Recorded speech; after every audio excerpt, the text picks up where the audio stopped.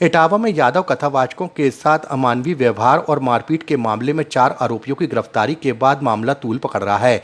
ब्राह्मण महासभा ने दोनों कथावाचकों के खिलाफ मोर्चा खोलते हुए उन्हें भी आरोपी बनाने की मांग की है। महासभा के प्रदेश अध्यक्ष अरुण दुबे के नेतृत्व में एक प्रतिनिधि मंडल ने वरिष्ठ पुलिस अधीक्षक से मुलाकात कर कथावाचकों और उनके सहयोगियों के खिलाफ शिकायत सौंपी है।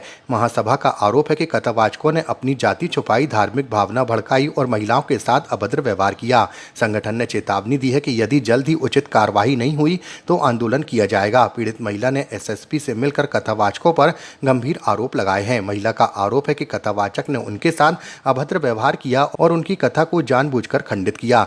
महिला का आरोप है कि झोले से बरामद आधार कार्ड में अग्निहोत्री लिखा पाया गया, जिससे उनकी जाति पर संदेह हुआ। इटावा के एसएसपी ब्रजेश कुमार श्रीवास्तव ने बताया कि मेघवर प्रकरण को लेकर कुछ लोगों ने मुलाकात की है और उनकी बात सुनी गई है, लेकिन अब तक कोई लिखित तहरीर प्राप्त नहीं हुई है। एसएसपी ने कहा कि पुलिस निष्पक्ष जांच कर रही है और जो भी दोषी होगा उसके खिलाफ सख्त कानूनी कार्रवाई की जाएगी। से मिले हैं, क्या कार्रवाई करते हैं? जिस कार्रवाई को लेकर के हम लोग आज मिले थे कि जो पक्ष दूसरा है, सिर्फ एक पक्ष को सुना गया, दूसरा पक्ष उन्होंने सुन लिया और उस पक्ष पर कार्रवाई के लिए पूरा भरोसा दिया है।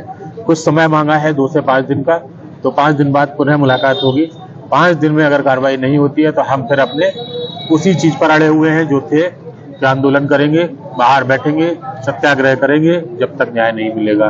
सजा मिले, दोनों को मिले, एक पक्ष को सजा नहीं मिले, ऐसा आश्वासन कप्तान साहब ने भी दिया है कि अन्याय किसी के साथ नहीं होगा। अब बारीकी से विवेचना में सारी चीजें देखी जाएंगी, एक एक चीज को पकड़ा जाएगा। ये घटना जो हुई है, वजह क्या पूरा मामला चल रहा है, बवाल चल रहा है, क्या वजह है? सबकी वजह मैं पहले भी बता चुका हूँ, फिर बताना चाहता हूँ कि मेन विषय यहाँ जाति नहीं था। जातिगत रूप तो समाजवादी पार्टी के लोगों ने दे दिया, इन्वॉल्व होकर के। अगर चाहते तो यहाँ भाजपा के लोग भी आ जाते, भिड़ जाते आपस में, ऐसा नहीं हुआ। असली वजह उसके पीछे जाति नहीं है।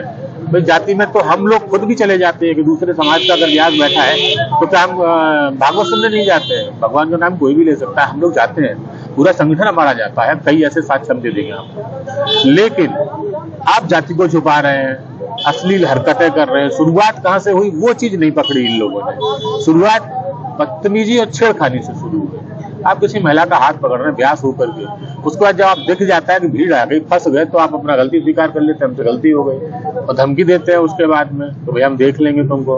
उन्होंने जब जांच पड़ताल की, सारी चीजें खुल के सामने आ गई, उनको पहले ही डाउट हो रहा था। आप पूरी भागवत में इधर उधर ताड़ रहे हैं, सब गलत है। व्यास की निगाहें सब समझ में आ जाती हैं, लोगों का इंटेंशन समझ में आ जाता है, देखने का, छेड़ने का सब समझ में आता है। जरूरी नहीं कि छेड़ा जाए तभी कहा जाता है छेड़खानी हुई है। तो इंटेंशन गलत था, वो सब पहचान लिया। बाद में उन्होंने खुद कह दिया भाई मैं यादव, पता चल गया तो मुझे माफ कर दो। खुद से उन्होंने कहा भाई मुझे जो सजा देनी यही दे दो, मुझे माफ कर दो, मुझे जाने दो यार। आप लोग भी देखो ना, 24 घंटे तक कुछ नहीं हुआ, 1 तारीख पूरी निकल गई, ना कोई तहरीर दी गई, ना कुछ किया गया। इसको तो बिना मतलब में राजनीतिक रूप दिया गया, यादव ब्राह्मण, यादव ब्राह्मण। पता नहीं राजनीतिक लोग ये क्यों करते हैं, मुझे तो समझ में नहीं आता। कथावाचकों के बीच में क्या और जिन लोगों के साथ मारपीट हुई, पहले भी विवाद चल रहा था, नहीं ऐसी कोई घटना नहीं है। अगर ऐसा चल रहा होता तो भाई कोई लेके क्यों आता है, या कोई चीज संज्ञान में होती कि ये यादव समाज से, तो भी लेके नहीं आते वो। ये भी बात है। राजनीतिकरण हो रहा है, पीडीए के सम्मान की बात की जा रही है। इसके बारे में क्या कहेंगे? उन्हीं ने तो घुसाया है पीडीए, क्योंकि हम लोग आते नहीं है पीडीए में, तो क्या हम लोगों का जल, पानी, बिजली कनेक्शन सब काट दोगे क्या? हम लोगों को क्या कुचलाबा दोगे क्या?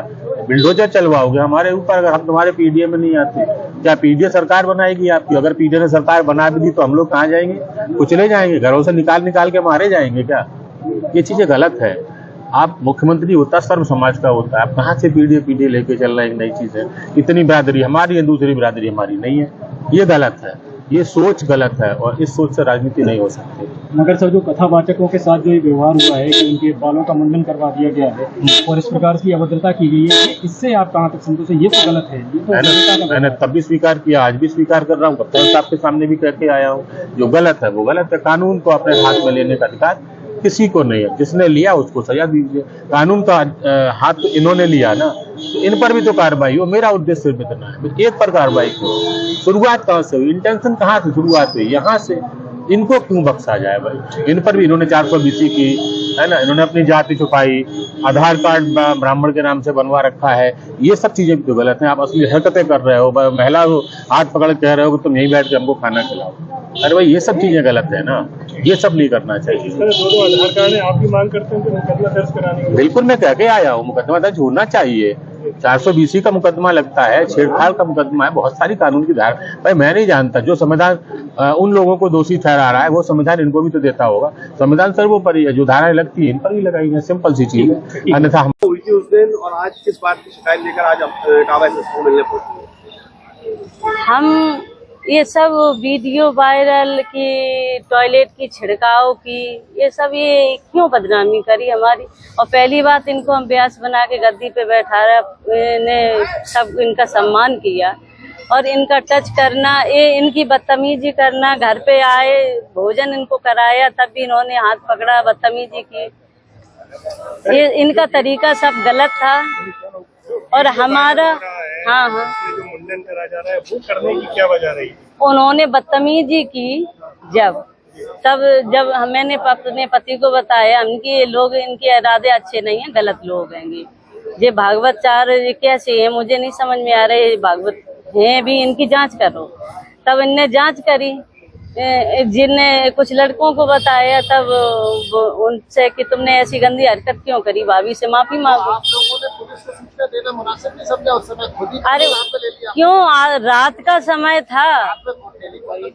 नहीं मैंने रीति किसी ने सुनाई भी नहीं की, करी थी। पुलिस ने सुनवाई नहीं की आपकी? अच्छा, भगवताचार्यों ने आरोपी लगाया, मारपीट भी गई, बाल भी काटे गए, पेशाब जैसी चीजें भी आई। वो गलत है, वो पेशाब की झूठ बोल रहे हैं, ये चीज सब गलत है। चलिए, पेशाब सच वही, पेशाब की झूठ बोल रहे हैं, बाल तो काटे किसी ने? हाँ बाल काटे, उन्होंने मेरे साथ बदतमीजी की, इसलिए